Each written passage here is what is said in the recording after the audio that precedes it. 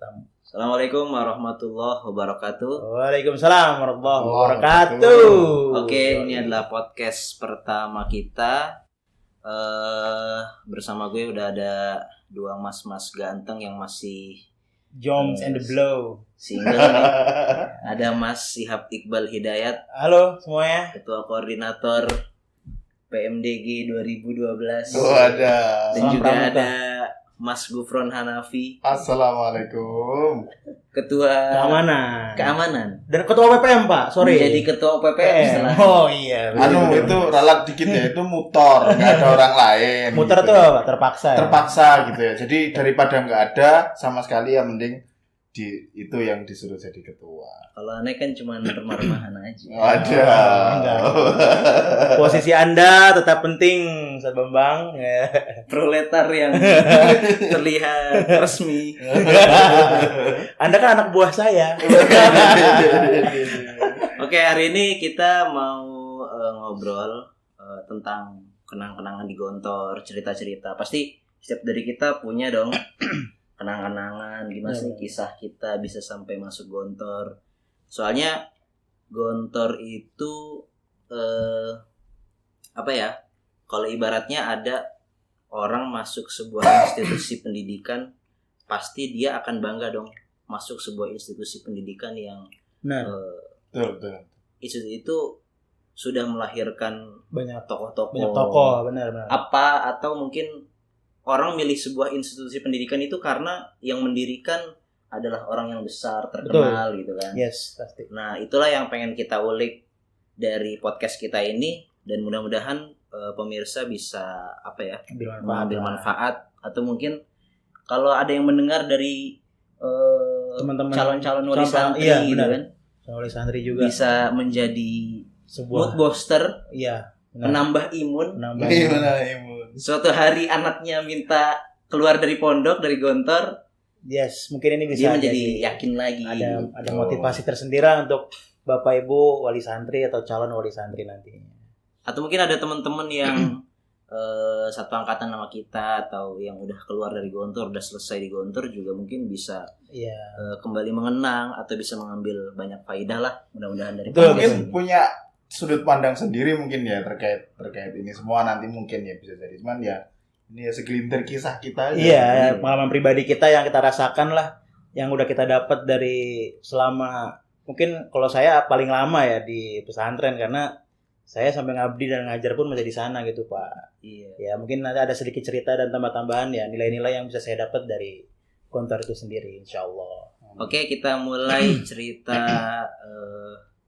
Gimana sih dulu ceritanya bisa masuk Gontor, mulai dari Mas Gufron dulu mungkin ya. Boleh. Yang lebih tua mungkin. Wih, Waduh. saya tua ya. Dia lebih tua. Oh iya, jadi kalau ini pakainya gua apa saya ya? Serah sih. Iya. Santai aja. Jadi kalau saya dulu masuk pesantren dan memang termasuk anak yang nurut-nurut aja sih sama orang tua. Jadi nggak banyak nuntut ke orang tua, dan saya nurut-nurut aja sih sama orang tua gitu. Kebetulan waktu itu ada saudara yang memang saudara jauh, dari sepupu jauh gitu. Dia udah masuk duluan ke pondok pesantren, ke Gontor gitu. Maksudnya udah masuk duluan. Kemudian pada suatu hari kita ketemu gitu kan, nanya-nanya. Waktu itu saya udah kelas 6 SD waktu itu, tahun 2006 Pak. Udah tua kita ya ternyata, 2020, 2006, hampir 14 tahun yang lalu. Jadi kita kesana sama orang tua saya, nanya-nanya Gontor tuh gimana sih sebenarnya? Oh, Gontor tuh gini gitu. Jadi dijelaskan bahwasanya dari segi kedisiplinan, bahasa dan lain sebagainya. Orang tua saya tertarik dong dengan apa yang dijelaskan sama saudara saya. Akhirnya waktu itu dan juga ada teman orang tua saya juga yang udah datang, maksudnya anaknya udah kesana duluan. Kalau tahu mungkin ya ini Ricky. Oh, Ricky. Ricky. Oh, Ricky temen lu berarti dulu. Iya, maksudnya Ricky itu dulu bapaknya temenan Bapaknya sama bapak saya. Oh. Jadi dia udah duluan juga, kita banyak compare kemana-mana. Akhirnya ya udah saya juga nurut. Ya alhamdulillah, akhirnya saya bismillah. Saya masih ingat itu waktu itu 6 Juli saya berangkat, Pak. Saya masih ingat 6 Juli saya berangkat, 6 Juli 2006, saya masih ingat. saya nyampe ke pesantren ke Gontor 2 itu hari Kamis, Pak. Masih ingat saya? Jadi hari Kamis jam 3 sore abis pramuka, anak-anak saya masih ingat tuh, Pak. Saya daftar itu juga di temen orang tua saya 6 Juli 2006. Lu dapat mana? Santri Ketan. Gue sanggit. Badan gue gede dari dulu. Jadi orang dari ayah itu ngasih tahu, Mas, adik, ini badannya besar katanya. Gimana kalau jangan sama yang Sigor, jangan yang di lulusan SD, dari lulusan yang SMP aja ya. Ini badannya gede soalnya. Tapi barengan lu seharusnya Palestina. Iya, mungkin harusnya banyak Palestina yang. Kalau Sanggit Santri Ketan. Iya, Sanggit Santri Ketan. Lu Santri Ketan kan? Santri Ketan. Atas kan? Atas. Bareng sama gue. Satu kamar enggak? 20 berapa? Gue 203. Oh, 202. Duluan gua. Samping-sampingan ya. Duluan gua. Kalau gua Sanggit 201, Pak. Sanggit 201 sama anak lulusan SMP deh gitu. Masih ingat banget lah. Saya masih ingat banget detail-detail gimana saya. Jadi 6 Juli 2006 saya dapat nomor daftar itu 590, Pak. Dan nomor ujian saya 634. Saya masih ingat banget detail-detail gimana saya ke situ karena memang momen itu momen yang paling gimana itu ya paling pertama kali saya masuk ke pesantren gitu. Justru perubahan besar pun di situ terjadi banyak di situ kan. Contoh yang paling sederhana mungkin berat badan, Pak. Dulu saya masuk pesantren nih. Gua masuk pesantren itu berat badan 70. 70 sebulan di sana hilang jadi 52, Pak. Habis tuh waktu pertama kali orang tua datang nengok, nangis dong ibu gua. Ya Allah, kenapa itu tipinya jadi tirus itu kan kucel gitu kan ya. Baju jadi longgar semua, gila katanya. Wah, ya alhamdulillah setelah itu ya kita udah ujian segala macam ya alhamdulillah saya diterima langsung di Gontor 1 ya alhamdulillah waktu itu. Berarti emang lu masuk Gontor ini ada dorongan dari orang tua. Ada orang tua dan memang dan saya orang juga, tua tahu dari temennya yang anaknya udah masuk pesantren terlebih dahulu. Ya karena background orang tua jujur aja orang tua kan dulu pendidikan nggak terlalu tinggi ya.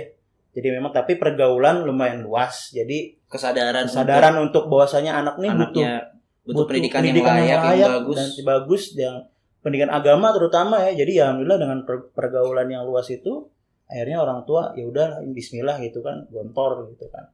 Ya alhamdulillah bisa waktu itu 2006 lulus ya keterima ya tahun 2006 itu sih. Mungkin itu aja sih kalau dari saya background saya nggak terlalu rumit ya dan karena memang ya alhamdulillah kita juga dorongan dan kemauan kita juga sendiri waktu itu. Mungkin kalau Mas Gufron beda kayaknya. Kayaknya lebih agak pelik, agak rumit gitu. Wah, kalau dibilang rumit sih sebenarnya nggak terlalu ya karena mungkin bisa saya presentasikan ketika masuk pondok itu hampir 70% itu adalah dorongan orang tua dan itu yang saya alami juga gitu. Maksudnya secara pribadi mungkin bahkan ketika SD nggak ada mikir saya mau masuk pondok sama sekali nggak ada masuk pondok. Dan nggak pernah ada saudara udah pernah masuk Gontor sebelumnya? Belum ada. Atau sama mungkin sekali. Apa ada temennya orang tua udah masuk Gontor? Belum ada. Nah, jadi sebenarnya boleh dibilang pengalaman saya agak sedikit ngenes nih. Masalah pertama kita masuk pondok gitu ya. Jadi kenapa kok akhirnya saya ke Gontor? Kenapa nggak ke yang lain? Awal mulanya itu sebenarnya informasi tentang Gontor ini diterima dari teman ibu saya. Yang itu dia istilahnya udah punya keinginan kuat, anak saya harus di Gontor. Berangkatlah kami ketika itu survei, istilahnya survei ya. Orang tua teman orang tua pengen sama orang tua pengen ngajak survei gitu kan. Ayo kita lihat-lihat dulu pondoknya gimana, nanti siapa tahu jadi nggak suka atau malah jadi suka gitu kan. Kebetulan sekali ketika itu saya survei ke pondok itu hari Jumat. Saya masih ingat, kalau surveinya saya ingat, tapi kalau masuknya saya lupa. Lu ikut survei? Ikut survei lo ya? Ikut, jadi itu karena posisi saat itu kondisi ekonomi belum bagus-bagus amat ya, jadi belum ada kendaraan roda 4 sendiri, jadi kita cuma nebeng ke temen-temennya itu. Ya. Kita berangkat, ketika itu pas sekali saya datang hari Jumat, ketika itu ada satu peristiwa besar. Kenapa saya bilang peristiwa besar itu kan setelah 80 tahun. Oh iya, 80 dan tahun. Di hari Jumat itu hari di mana meninggalnya Kiai Imam Badri. Oh, berarti Anda Pas sekali hari di mana hari meninggalnya Kiai Haji Imam Badri. Itu bulan apa Pak kalau masih ingat? Bulannya lupa. Pokoknya lu belum selesai SD belum. Sudah. Oh, udah. Tapi waktu sudah. masih survei belum daftar ya. Jadi kan itu masih ada setelah ujian, itu kan ada rentang waktu yang panjang itu, ya di tengah-tengah itu. Tapi saya ketika itu belum punya ijazah. Iya, belum punya. Belum wisuda. Nah, mungkin kalau ketika itu udah punya rapot, saya punya ijazah, sore itu juga kami langsung daftar. Oh, iya. Tapi kan ketika itu kita belum punya ijazah, belum bawa baju dan lain-lain. Ya. Pas ketika itu masih ingat sekali hari Jumat. Nah, karena saya orang desa ya dulu ya. Saya orang desa, pertama kali yang saya cari setidaknya minimal kamarnya bersih. Bersih itu tolak ukur saya sesederhana ngelihat ruangannya udah pakai keramik gitu kan. Ketika itu yang saya masuk gerbang pertama itu lewat dari Al-Azhar yang dulu masih jalan kecil. Masih ingat jalan kecil yang di pojokan jadi tempat diesel sekarang.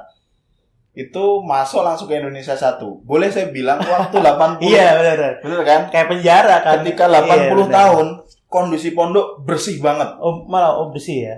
Makanya saya kaget ketika setelah lulus dari Gontor 2 masuk Gontor, kok jadi kayak gini gitu. Tapi kan kalau lihat bayangan saya 80 tahun tuh bersih sekali. Tapi kalau lihat Indonesia kan dari luar kan, buset ini kamar kayak penjara kan. Talis gitu kan. Kayak penjara dong. Terus habis itu ya kita muter-muter. Satu hal yang sebenarnya bikin saya semakin tertarik ketika itu adalah saya di rumah senang main bola. Walaupun akhirnya masuk pondok masih nggak pernah main bola gitu. Juga, ya. Masuk klub bola juga enggak sama sekali. Ketika itu saya dengan gampangnya ngelihat depan Indonesia ada orang main bola plastik. Itu saya senang banget yang kayak gitu. Akhirnya senang, ya udah. Masuk enggak apa-apa. Jadi apa ya? Hal kecil jadi mendorong. Iya, hal kecil karena seperti itu aja. Banyak kayak ada teman kita kan yang pas lagi, bahkan gue ya, dulu pas lagi mau masuk pesantren ya gitu.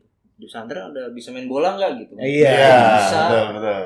Ya, akhirnya karena itu bisa, sesuatu yang kita suka bisa dilakukan di situ, ya kita jadi senang juga. Betul. Nanti ada cerita lagi kenapa aku akhirnya nggak main bola lagi gitu kan. Oke, setelah itu selesai dari muter di Gontor 1, kita ke Gontor 2, lihat di Gontor 2. Lebih bersih lagi karena secara tatanan kan kalau Gontor 2 lebih tertata ya. Bener lebih kelihatan ini pondok. Iya, karena tertutup. Kalau di Gontor 1 kan lebih terbuka, di tengah pondok ada rumah masyarakat gitu ya, itu masih zaman-zaman itu kan. Ya udah, akhirnya kita Gontor 2. Setelah itu intinya kita putuskan kesimpulan awal kami, saya, orang tua dan teman-temannya tadi beserta anak-anaknya, kita mondok di Gontor. Mungkin kita akan berangkat 2 atau 3 minggu setelah itu nunggu keluarnya ijazah. Dalam proses dari mulai survei pertama sampai akhirnya berangkat untuk mendaftar jadi calon pelajar, ini dinamikanya yang luar biasa. Makanya di sini saya ketika saya ditanya oleh mungkin temannya ibu saya atau temannya bapak saya yang ingin menyekolahkan anak di Gontor, satu pertanyaan pertama yang akan saya utarakan adalah kira-kira bapak atau ibu yang menyekolahin anak itu kuat nggak kalau harus menyekolahkan anaknya di Gontor? Itu pertanyaan basic yang menurut saya sangat luar biasa berpengaruh. Karena kejadiannya di awal survei itu kami ada 3 orang. 3 anak dalam 3 anak. 3 keluarga. 3 keluarga. Perjalanan waktu ini selama 3 minggu itu 1 dari 3 ini gugur. Karena apa? Orang tuanya nggak kuat, ditinggal terlalu jauh. Gitu. Siap. Nah, akhirnya yang positif masuk adalah 2 orang. Ketika itu saya masih... Temen Anda masih ada tapi Pak waktu itu? Oh tidak. Enggak. Tidak. Ini makanya ada rentetan ceritanya. Lucu lagi ini nanti ke depan. Akhirnya ketika itu saya memutuskan yaudah kita daftar. Tapi sebenarnya di sela-sela waktu itu ada keraguan di hati orang tua saya. Ibu saya secara diam-diam mencari informasi terkait pendaftaran pondok di yang lebih dekat dari rumah. Maksudnya nggak yang lebih gampang dijenguk. Kan mikir orang tua pasti ke sana ya. Kita nggak bisa menafikan itu yang lebih mudah dijenguk. aksesnya lebih dekat dan lain-lain dan lain-lain. Waktu itu pondok apa tuh? Spoiler ya ini. Asalam Solo.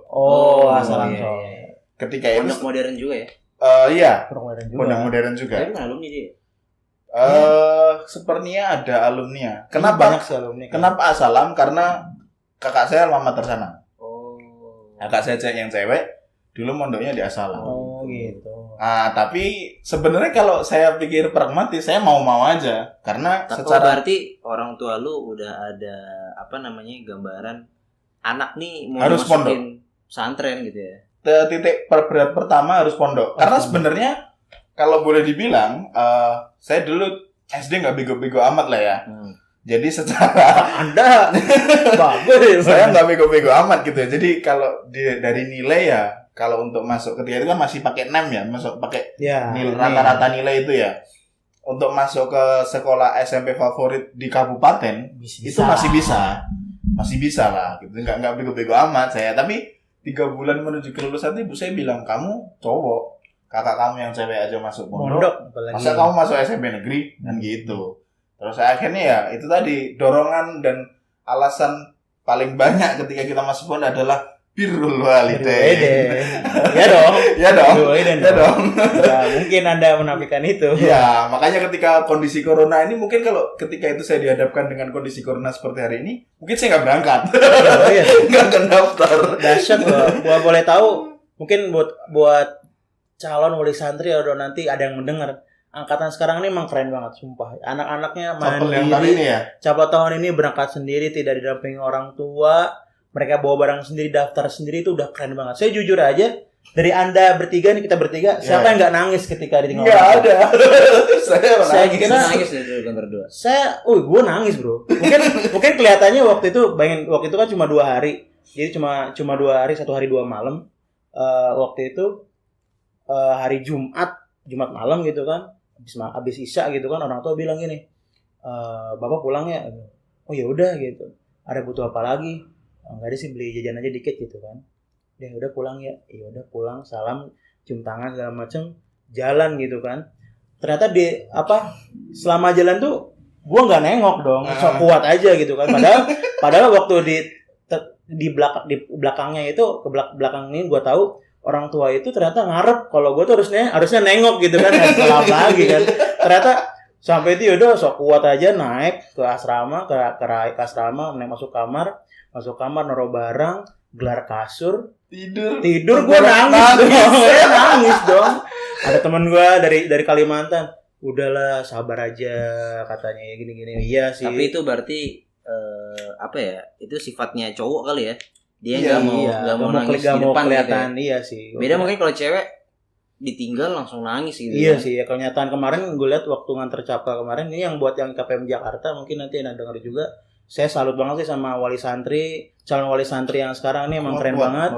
Dan Capel sekarang juga keren-keren banget, betapa kuatnya bisa merelakan anaknya pergi begitu aja, mempercayakan kepada orang lain tuh suatu yang bagi saya, walaupun kita belum punya anak juga kali ya, kalau Sahabat Bang Rido udah punya nih ya. Kalau kita kan masih jomblo ya, ngerasain momen itu ngelepas anaknya gitu aja masuk ke bis itu saya sampai sempat terharu juga gitu. Saya nangis juga tuh waktu, ya Allah. Ngerasainnya gimana kalau gue jadi orang tua terus gue ada corona lagi, gue nauzubillah kan. Tapi juga yang perlu digarisbawahi mungkin ini bisa jadi orang tua pas lagi pertama kali nyerahin anaknya ke pondok dia kuat-kuat aja gitu kan. Benar cuman, sih. Iya namanya perjalanan waktu kan. Betul. Apalagi 6 tahun enggak. Iya sih, enggak, kadang-kadang banyak bukan waktu yang cepet gitu kan. Iya, betul. Atau bahkan di tengah jalan malah nggak kuat. Iya, bisa anaknya ngerengek minta pulang dipulangin. Atau bahkan kan udah 5 tahun setelah itu malah nggak kuatnya tuh di akhir-akhir. Betul. Ada aja gitu kan. Banyak. Ada, pasti ada yang tumbang juga sih, tapi kita lihat di permulaan mereka yang sebegitu dahsyat, harapan kita sih mudah-mudahan mereka kedepannya pun bisa lebih tabah. Mereka dengan udah punya start yang bagus. Start yang bagus, akhirnya pun mungkin insya Allah mereka bisa husnul khotimah selesai dari Gontor itu dengan nilai dengan harus tentang nilai selalu sih dengan hasil hasil sih. prestasi mereka yang bagus gitu lah, yang baik lah. Emang kalau gimana ya? Kalau biasanya kalau udah punya start kayak gitu, dia udah punya azam yang kuat, orang tua anaknya masukin ke Gontor, mudah-mudahan sih punya azam itu ada sampai akhir gitu. Betul. Nah, itu Insya sih Allah. yang penting insyaallah. Soalnya sebuah menurut gue ya istimewa banget gitu. Ya sekolah di Gontor gitu kan. Betul. Iya. Dan sering kita dulu kan denger ya di Gontor, antum bakal merasakan besarnya Gontor itu setelah di luar. di luar. Dan itu Yes. yang bener gitu kan. Dan itu kerasa banget. Dan apa ya, dulu ceritanya itu kalau kita baca di biografinya Kiai Haji Hamzah Kashi, pas lagi dulu beliau diminta Gontor harus ikut ujian nasional, beliau menolak kan. Iya. Beliau menolak. Alasan beliau apa? Alasan beliau bukan karena anti dengan hal-hal yang berbau negeri gitu. Oh, negeri. Tapi memang beliau ingin karya beliau yang fenomenal ini ya, besar banget. Iya.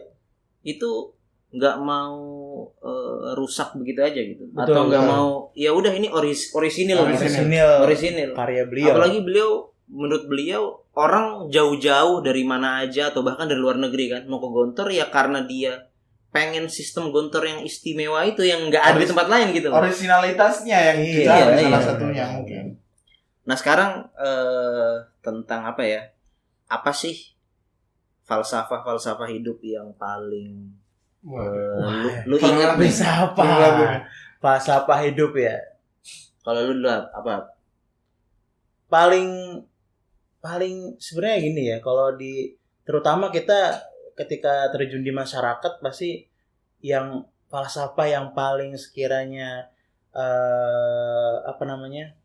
bukan cocok ya, istilahnya harus bisa kita tanamkan di diri kita, mungkin berjasalah tapi jangan minta jasa sih. Lu bisa lihatlah orang zaman sekarang ya nggak, berapapun dia berbuat tapi belum tentu dia benar-benar ada jiwa keikhlasan dalam diri dia, nggak ya nggak. Dia mungkin banyak berbuat tapi belum tentu dia benar-benar dari hati dia. Dia belum benar-benar menjiwai dia apa yang dia lakukan itu karena Allah juga kan. Akhirnya kita lihat aja pada kenyataannya orang zaman sekarang berjasa tapi dia minta dihargain juga, materialistis juga pada akhir-akhirnya gitu kan. Maka jiwa kepanca jiwa yang ada di pondok itu, keikhlasan itu betul-betul sih harus benar-benar tertancap dalam di jiwa seorang alumni Pondok Modern Darussalam Gontor. Keikhlasan terutama. Keikhlasan di mana bergerak di bidang apapun ya ikhlas itu benar-benar nilai plus lah untuk seorang alumni Gontor sih menurut gua. Jadi berjasalah tapi jangan minta jasa. Itu menurut gua yang paling ya keren lah, itu mengena banget sih di FYI kalau yang mungkin belum tahu, jadi di Gontor itu sering banget kita dicekokin sama falsafah hidup. Iya. Ibaratnya kayak apa ya? Kata-kata mutiara, mutiara sih yang punya makna yang mendalam gitu ya. Yang bisa jadi kunci dalam kita bermasyarakat, berkehidupan gitu. Quotes lah anak zaman sekarang bilangnya quotes hidup gitu quotes kehidupan lah. Ada juga kan kalau di pesantren tentang hal kecil aja kayak masalah makan kan ada juga ya. Apa tuh? Makan untuk hidup, bukan hidup untuk makan. Dia enggak? Itu kan simple, hasil pemikiran yang kata-katanya simple tapi hasil pemikiran yang mendalam dong. Iya enggak? Meskipun kita suka makan ya. Iya gitu kan. Tanya makan hedon tapi kita itu makan untuk hidup gitu, bukan hidup untuk makan. Intinya makan di sini bukan dalam berbentuk sesuatu yang makan real, tapi kan bisa juga hidup makan untuk hidup, berarti kita mencari rezeki untuk sekedar kita hidup atau tidak, isinya tidak berlebihan lah dalam hal segala sesuatu gitu kan. Itu kan benar juga, bukan masalah makan aja nih esensinya. Jadi kalau dikembangkan lagi bisa ke seluruh aspek kehidupan kita tuh. Kalau lu apa nih?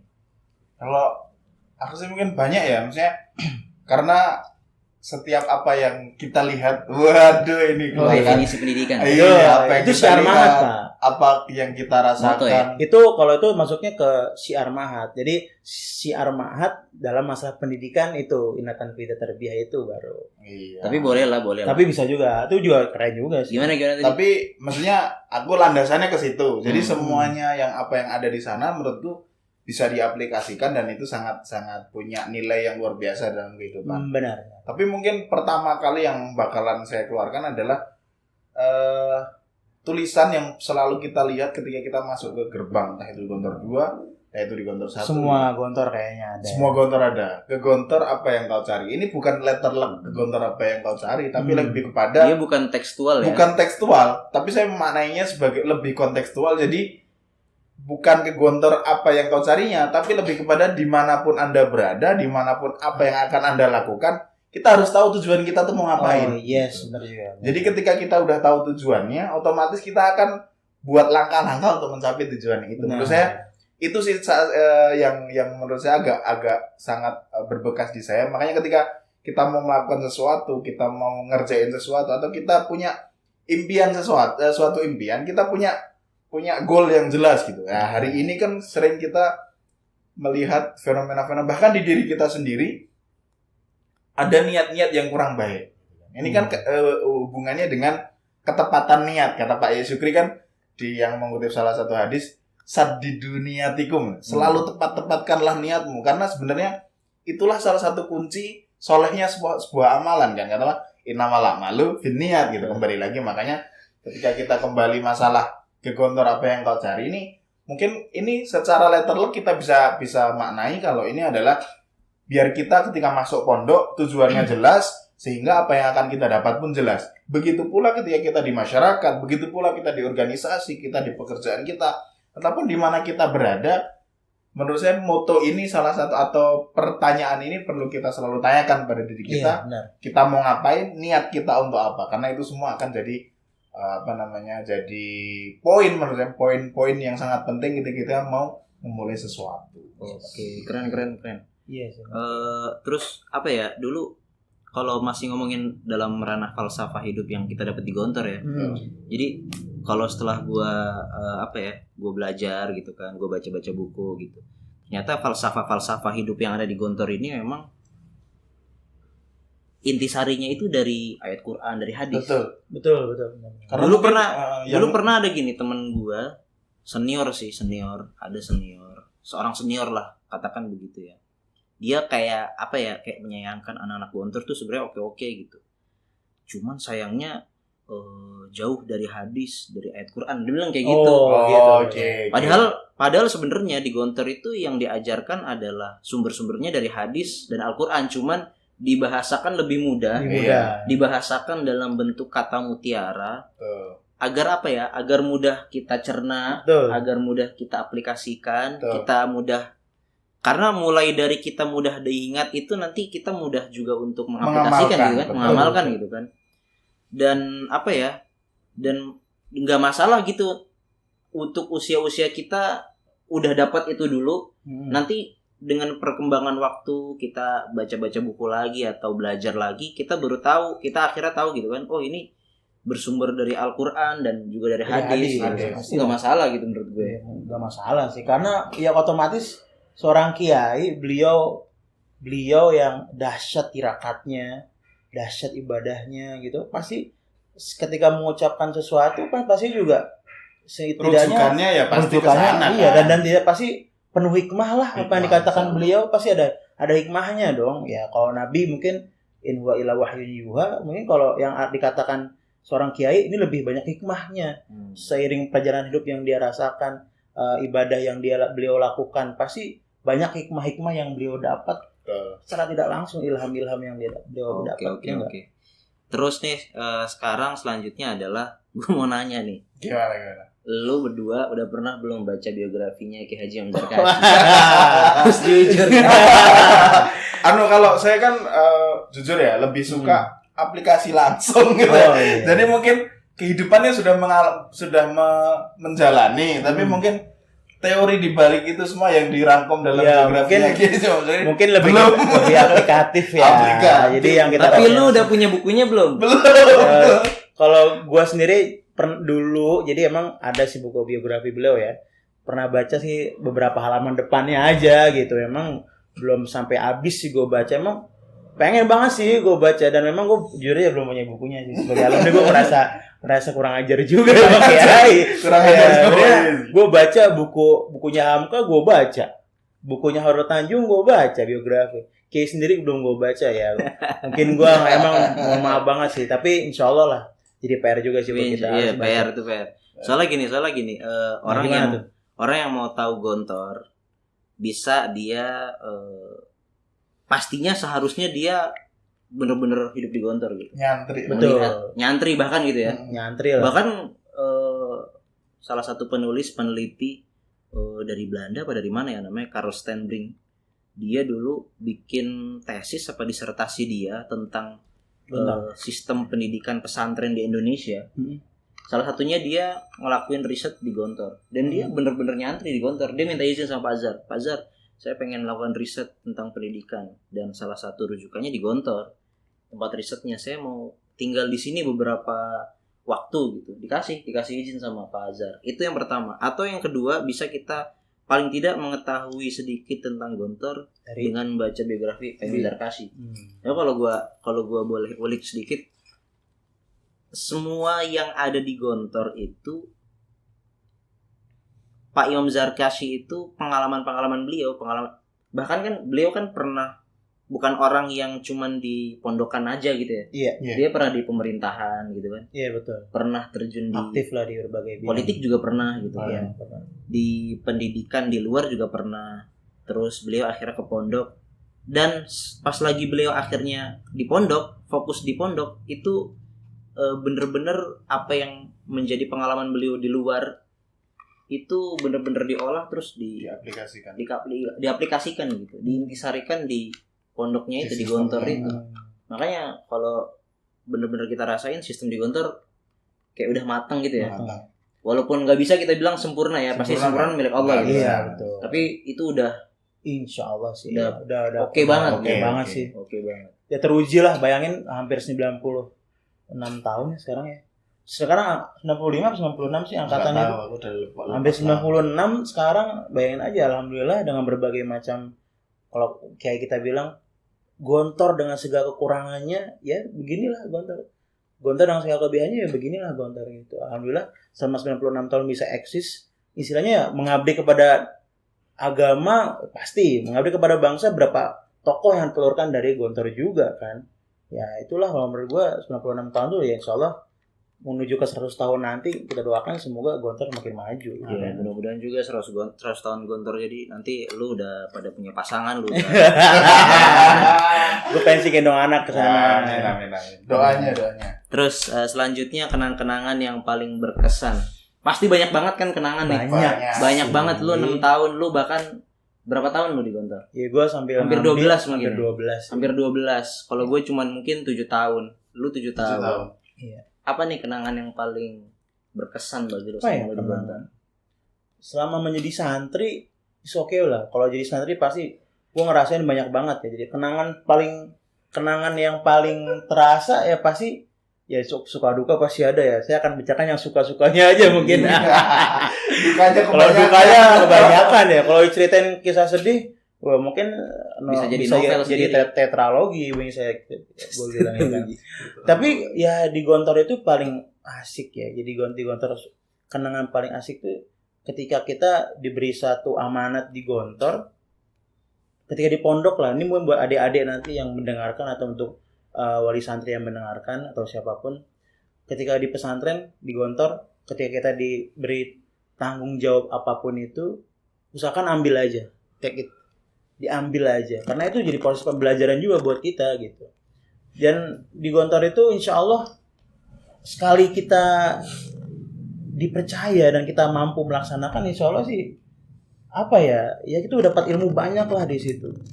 Kalau suka duka tadi gue juga bingung ya, kenangan yang suka-suka tuh maksudnya kenangan yang gimana nih, maksudnya gue juga masih bingung nih. Global aja ya, pokoknya itulah ya. Ya mungkin itulah Saat lu diberikan amanah tuh ya. sebuah amanah itu sebuah hal yang bisa sebuah kenangan yang indah, karena ketika kita dikasih sebuah amanah otomatis kita dapat tugas-tugas banyak di situ. Dan kalau kita bisa katakan, kalau kata Kiai Sukri itu di buku buku beliau Kiai Sukri itu pengalaman memimpin Gontor selama berapa puluh tahun, kalau kita mau sejahtera jangan cari kesejahteraan, cari tugas. Semakin banyak tugas kita, semakin banyak kesejahteraan kita. Ya benar, tugas kita semakin banyak, insya Allah berkah ada. Kan ya, taharok benar-benar harokati barokah ya gitu ya. Semakin banyak tugas, semakin kita banyak bergerak, gak usah takut masalah kesejahteraan deh. Dan itu juga berlaku sih kalau kata gue, gak harus selalu di pesantren juga. Di luar pun seperti itu. Semakin kita bergerak, semakin banyak relasi lah ya. Relasi kesejahteraan kita, wallahu alam dari jalan Allah yang ngasih. Wilayah tasib itu juga itu penting banget. Jadi menurut gue itulah kenang-kenangan gue ketika banyak dikasih kesempatan untuk mengemban suatu amanat dan kita bisa melaksanakan dengan baik, itu sebuah kenang-kenangan yang alhamdulillah lah, itu berkesan sekali kalau buat gue. Gitu. Kalau lu apa nih, Bro? Waduh, gak ditanyain masalah hal-hal yang berkesan. Menurutku dari mulai masuk sampai lulus semuanya ada kesannya masing-masing. Masing-masing. Dan pelajarannya pun masing-masing gitu, kayak fase kita dari capel gitu. Jujur kan kalau saya mungkin basic pelajaran agama dalam tanda kutip untuk yang SD itu kan secara baca Quran juga masih compang-camping dan lain-lain. Selama capel otomatis kita kan akan lebih ada struggle-nya lebih dan itu menurutku ada pelajaran sendiri di situ. Ketika masuk ke pondok dengan suasana yang luar biasa berbeda dari rumah dengan disiplin yang seperti itu. Maksudnya kita jujur ya, kita masuk ke sana tuh ini belum pernah terbayangkan sebelumnya gitu. Ada keadaan di mana kita hidup di tempat yang seperti itu gitu kan. Menurutku itu sangat-sangat berkesan karena akhirnya kita tahu itu bukan hal yang biasa. Itu setelah kita keluar ya. Iya. Satu yang sering saya tanyakan, kok dulu saya bisa hidup ya? Kadang tuh kita mikir gitu ya. Iya. Gila itu kehidupan kayak gitu tuh bisa kita jalani gitu. Bisa jalani dan itu untuk rentang waktu yang kayak kita masuknya lulusan SD. Itu rentang waktu 6 tahun loh. Bukan 1, 2, 3 tahun. Itu 6 tahun kita seperti itu loh. Dari mulai disiplinnya, bangunnya jam berapa, tidurnya jam berapa. Kalau disuruh balik lagi, insya Allah nggak mau lah ya. Nggak mau. Kalau disuruh ngenang sih oke. Mengenang tuh indah sih. Tapi kalau disuruh ngulang ogah juga sih. Capek bro. Lu perjuangan, bener-bener perjuangan. Air mata, darah pun juga menetes di situ. Nggak cuma keringat doang sih. Air mata, darah semua udah pernah ada tetes lah di situ. Kalau kenangan paling berkesan bagi gue ya. Kenangan tapi dia dulu kenangan itu banyak meneteskan air mata. Apa itu? Saat gue diteriakin sama Pak Kiai. Oh iya sih. Gara-garanya? Semua pernah sih. Terlambat ini kan. Terlambat dulu yang dia terlambat iklan. Oh iya. Itu nggak ada yang itu sulit dimiliki. Kalau guru, gue menganggapnya gini, lu di Gontor, kalau lu bener-bener pengen dapat ajaran yang banyak dari kiai-kiai langsung atau dari ustadz-ustadz senior, lu harus sampai ustadz gitu. Iya. Bener gak? Iya. Harus sampai ustadz. Kalau lu cuma di santri, mentok ustadznya pengasuhan sama wali kelas. Itu dia. Lu lebih sering ketemu mereka gitu. Tapi gue sebagai santri pernah dapet langsung kata-kata. Ya itulah itu dari Pak Kiai gitu. Itulah. Dan uniknya, ajaibnya teriakan itu bikin gua mental sampai Madinah gitu. Betul. Iya benar sih. Ya beda ya tegurannya kiai sama orang biasa mungkin beda kali ya karena beda. Mungkin walaupun ketika itu dalam kondisi mohon maaf dalam emosi yang tertentu tapi tetap ada nuansa doanya sih kalau Pak Kiai gitu. Iya, semarah-marahnya pendidik itu insya Allah marahnya itu doa, terus marahnya itu gitu. Terus demi kebaikan gitu. Kebaikan bukan karena nafsu dan lain-lain. Benar. Ya paling kita ngerasain perannya waktu kita jadi ketua formatir waktu mau jadi OPM, betapa beliau itu benar-benar hal sekecil apapun beliau perhatikan gitu. Ya kan, jadi dulu bayangin kita udah ada 19 orang gitu kan. Harusnya 20 kan. Harusnya 20 karena si Gufron ini emang kepake banget kali orangnya, keren banget ya. Di OPPM masuk, di koordinator masuk. Jadi buat wali santri mungkin Bapak Ibu nanti ketika kelas 5 itu ada pemilihan ketua OPPM dan ketua koordinator pramuka, ya waktu itu kami merasakan sih, saya sama Gufron ini merasakan langsung berhadapan dengan Pak Kiai. Jadi itu momen yang memang ya Nggak semua santri merasakan. nggak semua santri bisa merasakan, Pak. Nah itu tuh kenang-kenangan yang Ya mungkin itu salah satu kenangan yang saya ceritakan. Jadi itu kan berkenaan dengan sebuah amanah kan. Jadi betul-betul beliau itu hal yang sekecil apapun dengan santri, kita waktu itu masih kelas 5 atau kelas 2 SMA seperti itu, kita langsung dapat ujangan dari beliau langsung, dipilih langsung oleh beliau. Ya, untuk koordinator pramuka waktu itu OPPM dulu. OPPM Ananda mungkin Haikal Hasibuan dan Jalo Janu Harisman Radikda. Untuk koordinator Syihab Iqbal Hidayat langsung, dan Gufron Hanafi. Ketika Gufron Hanafi angkat tangan dong, loh kamu kok di OPPM duduknya, kata dia. itu namanya dia keluar di OPPM, dia waktu itu kan seharusnya kalau di situ tulisannya ketua koordinator harusnya. Tapi waktu itu dia duduknya di golongan OPPM, nggak duduk di samping koordinator. Kalau waktu itu duduknya di koordinator, dia udah pasti. Tapi ketika gini, akhirnya siapa yang koordinator? Arafat ya. Jadi waktu itu benar-benar mungkin insting seorang kiai berbeda dengan insting orang manusia biasa lah. Ya tadi terlatih dari tirakat beliau, doa-doa beliau, usaha ibadah beliau lah segala macam. Ketika bilang, kok kamu duduknya di sana? Gak boleh, kamu gak boleh. Kamu gak boleh masuk koordinator, kamu di OPPM aja. Gantinya adalah Arafat Nur Abil. Langsung ketika itu juga. Firasat seorang kiai itu, subhanallah. Dan firasat itu ilmu yang bisa dipelajari. Firasah ya, ada. Imam Syafi'i itu belajar. Imam Syafi'i belajar firasah ya. Belajar dia. Dan tapi mungkin kalau ke kiai seperti itu kan, kalau kata saya emang ada basirah tersendiri dari seorang kiai melihat seseorang gitu kan.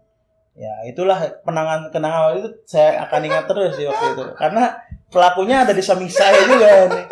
Orang yang waktu itu, enggak, Anda tidak boleh menjadi koordinator, kamu jadi OPPM aja, katanya. Itu kan tidak bisa, mungkin bayangkan dari 1000 orang di dalam satu angkatan, cuma 20 orang yang akan merasakan seperti itu, Pak. Ya, langsung diomongin sama kiai langsung ya. Dan mungkin yang dibatalkan juga cuma beberapa ya. Iya, makanya itu Pak. Ya, saya merasakan pembatalan itu. Ya itulah salah satu yang sangat berkenang sekali di hati kita menjadi seorang santri. Walaupun maksudnya bukan berarti kita juga lebih baik daripada yang tidak merasakan seperti itu. Cuma memang pada saat itu ya kita ditakdirkan merasakan itulah gitu kan. Ya alhamdulillah gitu. Tapi kalau dari kejadian itu yang tak dapet sih, ya mungkin di awal jujur saya ada rasa kecewa itu pasti ya, karena kita sudah dalam tanda kutip yakin gitu ya gitu kan. Tapi ternyata setelah saya menjalani akhirnya kan saya diamanahkan di keamanan. Akhirnya di situ saya mungkin mendapat pelajaran yang lebih banyak daripada kalau umpamanya saya jadi ketua koordinator mungkin gitu ya. Jadi kembali lagi, kalau Kiai itu insya Allah yang keluar dari kata-kata yang keluar dari beliau, keputusan yang dikeluarkan oleh beliau itu bukan berdasarkan atau landasannya nafsu. Beda kayak kalau manusia biasa kebanyakan kan kayak kita juga. Kita biasanya mengeluarkan pendapat, mengeluarkan perkataan atau bahkan kita bertindak sesuatu. Basicnya mungkin masih dominan nafsu, keinginan diri gitu. Kalau Kiai mungkin lebih kepada bagaimana keikhlasan beliau, cara pertimbangan beliau mungkin yang lebih dalam. Emosionalnya udah lebih stabil. Emosionalnya pasti lebih stabil. Dari situ makanya akhirnya ya yang kita dapat alhamdulillah jadi lebih baik gitu daripada mungkin. Bukan berarti kita juga mengkultuskan atau mengistimewakan seorang kiai, tapi memang pasti seorang kiai pun seorang manusia ada salahnya juga sih ya. Tapi memang di segi ini kita bicarakan tentang basirah dan insting seorang kiai berbeda lah menurut saya dengan insting orang-orang biasa gitu. Oke, yang terakhir apa sih nama besar Gontor yang lu temuin setelah lu keluar dari Gontor? Setelah lu terjun di masyarakat, lu berinteraksi dengan masyarakat, apa sih baju besar Gontor yang bisa lu rasakan atau manfaat Gontor yang lu dapatkan, yang bisa lu rasakan setelah lu berinteraksi dengan masyarakat? Bang, lu dulu ah. Apa ya? Kalau dibilang apa sih yang sebenarnya Gontor berikan mungkin ya pada kita yang akhirnya kita merasakan oh ini gara-gara Gontor nih, mungkin gitu ya? Bisa Gitu ya. Kalau aku sih salah satu yang paling dominan mungkin pertama yang paling tak rasain adalah public speaking. Public speaking di sini lebih spesifiknya itu secara spesifiknya kalau lebih umumnya mungkin mental yang dibentuk di sana luar biasa. Leadership sih emang sih. Leadership mental untuk tampil, mental untuk berpendapat gitu sesuai dengan apa yang kita ketahui. Itu luar biasa gitu ya. Maksudnya itu punya peranan luar biasa di masyarakat. Yang kedua mungkin nilai keikhlasan kali ya. Iya. Jadi nggak tahu kenapa orientasinya untuk melakukan sesuatu hal itu nggak lagi yang masalah cuan dan cuan gitu. Maksudnya gini, kayak kita kan selalu dikasih wejangan sama Pak Yayasan, kita itu jangan sampai mikir take and give. Jadi kita ngasih kalau kita dapat ngambil apa gitu. Tapi kita lebih kepada kita harus bisa ngasih apa, nggak usah nunggu kita bakalan dapat apa dari situ, tapi lebih kepada nanti yang kita dapatkan itu bonus dari apa yang telah kita berikan. Oleh Yayasan kan gains. Jadi yang ngasih bukan yang kita berikan, tapi lebih kepada nanti balasan dari Allah gitu. Jadi kembali lagi kalau yang pertama tadi masalah mental, yang kedua kita jiwa keikhlasannya mungkin lebih ya. Yang itu yang aku rasain ya urusan nggak tahu ini sebenarnya aku udah ikhlas atau belum, mungkin aku juga nggak seyakin itu kalau aku memang udah ikhlas, tapi setidaknya nilai-nilai itu luar biasa tertanam gitu. Kalau lo apa nih? Apa sih kayak baju kebesaran yang apa sih gimana tadi? Iya, kebesaran badan lu kegedean. Apa kayak apa? Manfaat Gontor apa sih yang kemudian di masyarakat lu ini gara-gara Gontor nih gua bisa begini gitu. Iya benar. Kalau bener sih tadi paling banyak sih kita di jiwa leadership dan jiwa pengorbanan kita sih. Gitu ya. Benar, kita benar-benar kita dilatih untuk berkorban sih.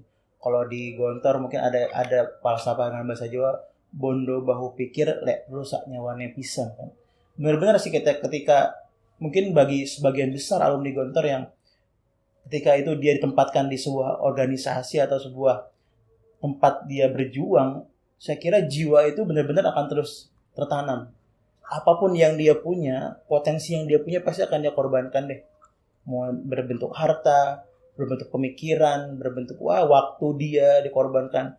Saya kira bagi sebagian besar alumni Gontor pasti apa yang dia lakukan pasti akan all out ya. Pasti akan all out sih menurut saya. Itu sih jiwa pengorbanan kita di Gontor. Bener dari kita bayangkan dari kita mungkin mulai ke kelas 4 atau ke SMA 5 sampai 6 betapa kita berkorban waktu kita mengurus anak-anak anggota kita di asrama, waktu kita korbankan untuk mengurus OPPM dan segala macam. Di samping itu kita pun harus belajar untuk diri kita sendiri kan. Tapi jiwa pengorbanan kita ternyata lebih besar di itu ketimbang keegoisan kita di situ. Jadi di Gontor sendiri berusaha untuk mengikis keegoisan diri kita tuh dari jiwa pengorbanan itu sih. Oke, ini adalah akhir dari podcast kita. Mudah-mudahan kita bisa bikin podcast yang lain. Kita akan nyari narasumber juga nih. Kita bakal ngundang narasumber lain. Mudah-mudahan lebih menginspirasi. Iya. Dan harapan kita semoga bermanfaat lah yang kita omongin. Mudah-mudahan kita juga selalu sehat. Mudah-mudahan Kiai Gontor juga. Amin. Diberi kekuatan, diberi kesehatan. Amin. Pertama kita makasih banget ya untuk Kiai kita yang baru pulang rahmatullah. Begitu juga buat Kiai Haji Abdullah Syukri Zarkasi. Semoga diberi kesehatan. Semoga segera diberikan kepulihan. Amin. Kiai Haji Hasan Abdullah Sahal diberi kesehatan, kekuatan. Dijaga oleh Allah terutama. Oke, makasih. Ini adalah podcast kita. Mudah-mudahan bermanfaat. Wassalamualaikum warahmatullahi wabarakatuh. Waalaikumsalam.